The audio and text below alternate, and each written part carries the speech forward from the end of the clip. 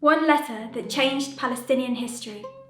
On the 2nd of November 1917, during the First World War, the British Foreign Secretary of the United Kingdom, Arthur Balfour, wrote a letter to the British Zionist peer, Lord Walter Rothschild, expressing the British government's support to establish a national home for the Jewish people in Palestine. This letter later became known as the Balfour Declaration, a historic promise by Britain to hand over lands that it did not own, laying out the foundation for the settler colonial state of Israel. In the words of the late British author and journalist Arthur Koestler, here was one nation promising to another nation the country of a third nation. The Balfour Declaration enabled the Zionist movement to embark on their systematic takeover of Palestine on the grounds of seeking a homeland for the Jewish people and a Jewish right to self-determination. However, the creation of a Jewish state in Palestine directly contradicted the principles of this right, costing the Palestinians their own. At the time, Jews only constituted 10% of the population of Palestine, yet Britain chose to solely recognise the right to national self-determination of the tiny minority, dismissing Palestinians, who were the majority, as mere existing non-Jewish communities and denying their national and historic roots to Palestine. Later, in 1948, came the Nakba, when followers of Zionism gave themselves the supremacist right to expel the Palestinian people from their homeland through terror, to make way for a Jewish state to be created on their lands, refusing to allow them their right to return, and treating the ones who remained as second-class citizens. This process completely disregarded the basic human rights and aspirations of the Palestinian people, destabilising an entire region and leading to the longest military occupation in recent history.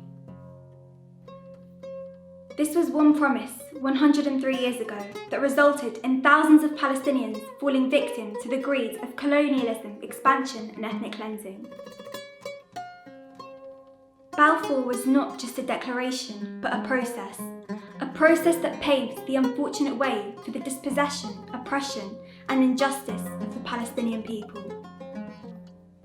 Today, Israel's colonisation of Palestinian lands continues. Palestinian refugees remain dispossessed, and millions of Palestinians are still displaced today. While Palestinians mark this day as the most disastrous state in history that resulted in the loss of their land, displacement and occupation, Britain, Israel and its supporters instead mark this day as a joyous celebration. We are proud of the role that we played in the creation of the State of Israel, and we will certainly mark the centenary with pride. Celebrating the historical trauma of Palestinians and British imperial crimes, a dark chapter of Britain's colonial history. 103 years of British responsibility has passed, and the British government are yet to possess the moral courage to apologise and take responsibility for their actions and their role in the ongoing predicament of the Palestinians. Palestinians remain victims of the shameful support of Western governments, from the UK Balfour Declaration to the US Embassy move to Jerusalem. This is a reminder that the Zionist movement was only able to advance its goal of establishing a Jewish state in Palestine with the support of a Western colonial power.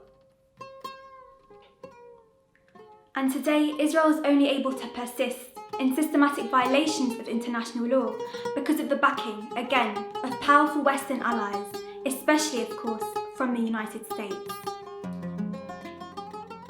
But Palestine was not Balfour's to so casually grant to someone else. And as a British Palestinian living in Britain, I will always ask myself, what right did they have to give away my homeland?